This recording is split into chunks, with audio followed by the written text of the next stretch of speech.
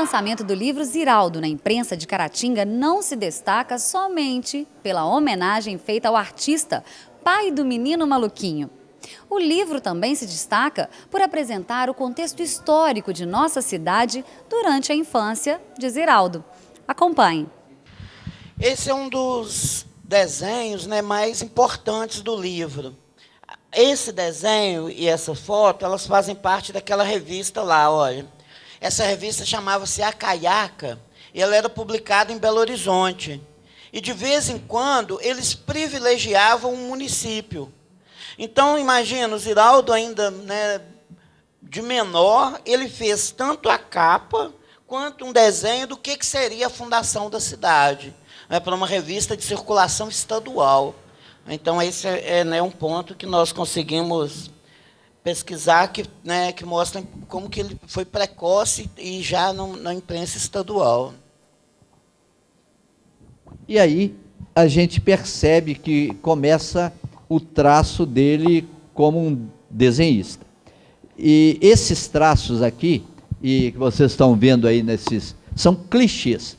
Para quem é mais novo, essa questão é bom explicar o que é clichê.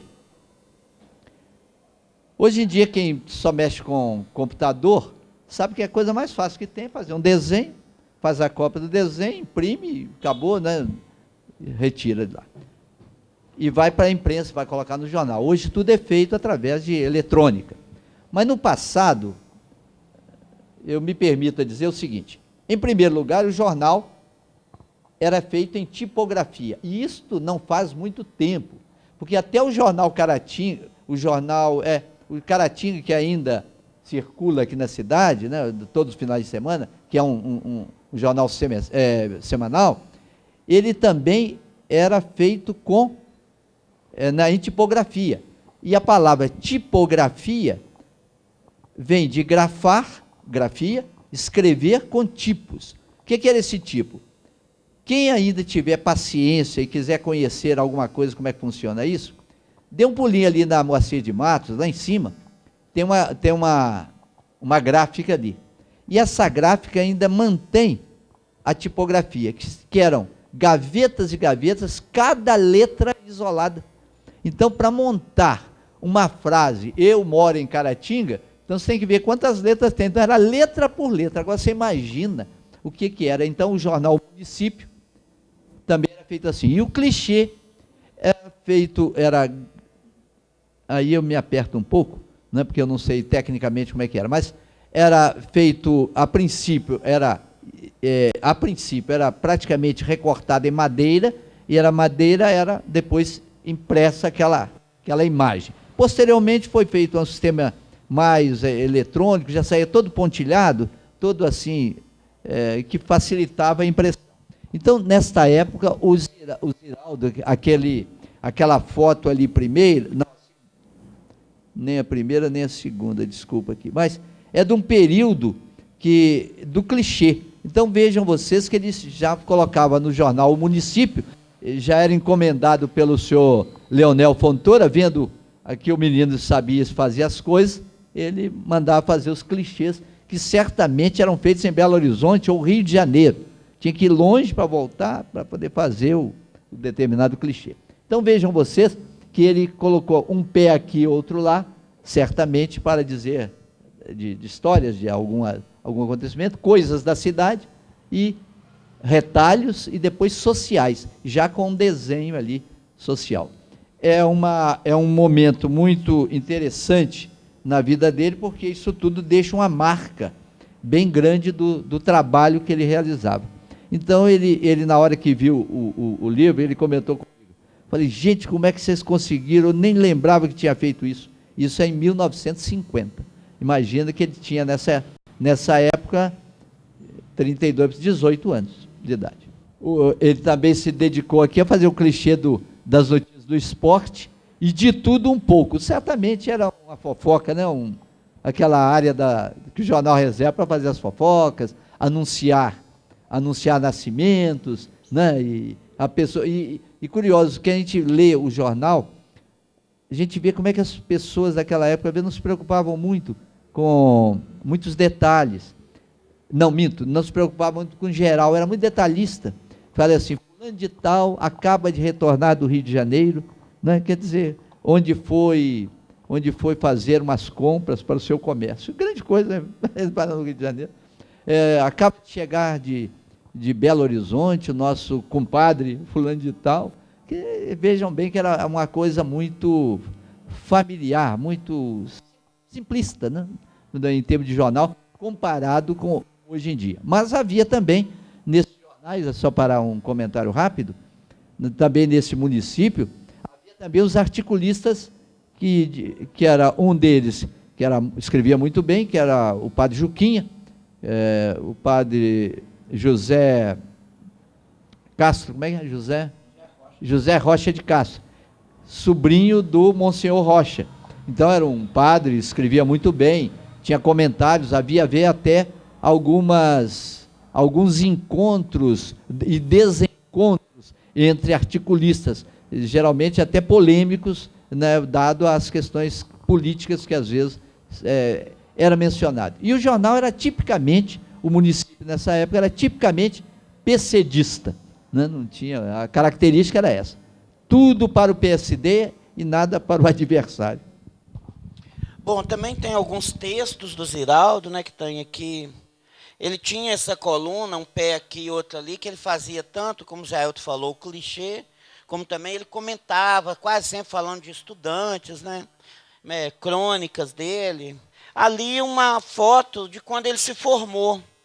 É uma turma do Nossa Senhora das Graças, e que vários deles dessa turma ali foram integrar depois o que veio a ser a turma do Pererê, né, que eram os famosos amigos deles ali. Naquele desenho ali é muito interessante, porque tem a ver com essa rua. Ali, logo aqui abaixo, ali em frente o Vindes, mesmo em frente ao hotel, a entrada ali do hotel, está a casa da dona Dora, do doutor Rui. E o pai dela, o senhor João Bonfim, era radioamador, PY4ANB, Antena Nacional. A gente ouvia isso até na televisão, porque ela interferia na televisão, atrapalhava o programa todo que a gente estava vendo, né, na época, que a torre interferia. Aí todo mundo xingava ele, mas não adiantava, você ouvia lá ele transmitindo, mas a frequência, às vezes, coincidia com a frequência da televisão. E o Ziraldo acabou fazendo o PY4ANB, a Antena Nacional. Eu não sei o que é isso, mas deve ser um negócio muito importante, né? Aqui o Ziraldo teria feito meio que ironicamente, né, quando eles estavam se formando, e indo ao diretor, cada um fazendo uma reivindicação. Bom, aqui tem uma história até protagonizada aí com o Zé Ailton, que esse aqui era um antigo coreto de Caratinga. Ele, né, tinha sido projetado para ser uma fonte e tal. Conta a história aí, Zé. Na verdade, não há o pessoal se equivocou-se ali. É uma fonte. Ali havia um coreto. Quando Caratinga completou, fez 110 anos, 1958, resolveram reestruturar o jardim. Então, o jardim tinha uma feição diferente da que ela é hoje. Então, foi todo calçado com pedra portuguesa, não tinha esse calçamento, assim, tão apurado. Vieram,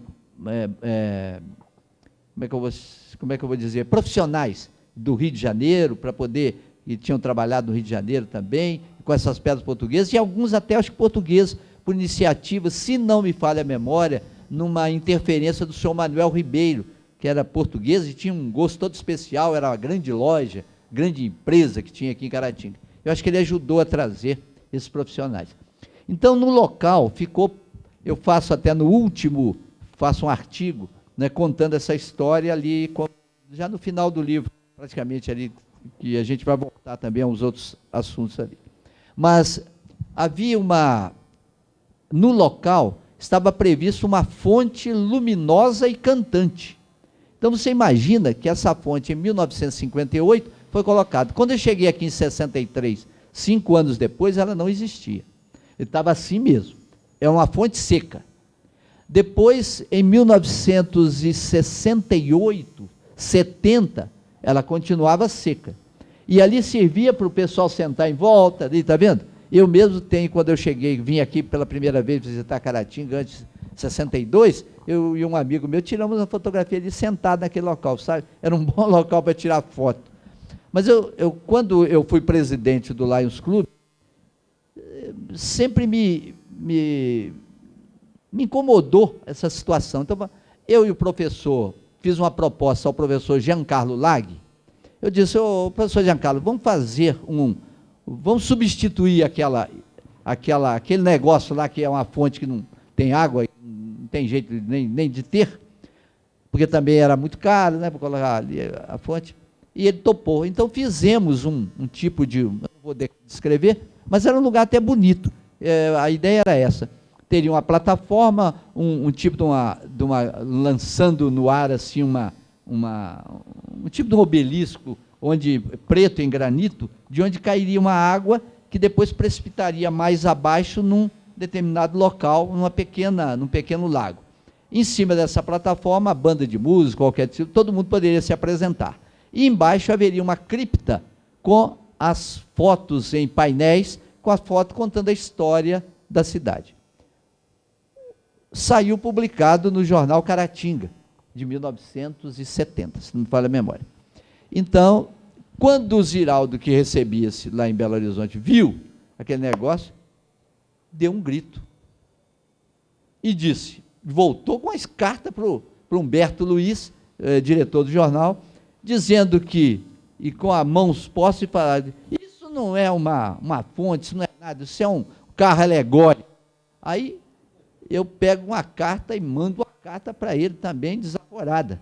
Né? Então, nós ficamos assim, batendo uma carta desaforada, o Flávio Anselmo entrou na história, está tudo isso registrado no jornal, entrou na história e felizmente, o Ziraldo já esqueceu disso, que ele nunca fez referência a esse negócio, mas nós brigamos. Mas daí nasceu o coreto do Niemeyer, porque ele falou, agora eu tenho que entrar em contato com alguma coisa para poder, se eu critiquei, como é que vai ser?